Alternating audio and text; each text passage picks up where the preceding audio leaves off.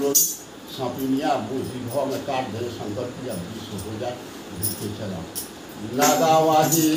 कदीना देखेला सापिनिया के नागावाजी कदीना देखेला सापिनिया के काटी काटी तीन खंड करी दिलो काट के तीन खंड कर दिया उसका नाग भोला भंगारी हो भोला भंगारी माथावा में तीनी तीनी डमरू बाजे कर में त्रिशूलायती शोभा धरे माथा पर चंद्र विराजे हो गंगा माई के धार शिव जटा में बहे अब भोला भंगारी ओ भोला भंगारी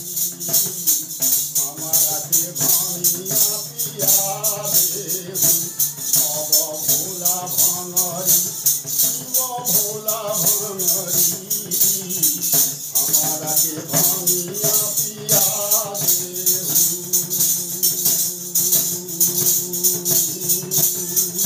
खंड भइले राजा के बचिया दुई खंड भइले धतुरावा के फुलावा तीन खंड भइले भनिया के गाछ हो तीन खंड भइले भनिया के गाछ शिव नागी के कामवा बना दिहल शिव नागी के कामवा बना दिहल राजा बिनु शिव के पूजा नहीं होखेला राजा बिनु शिव के पूजा नहीं होखेला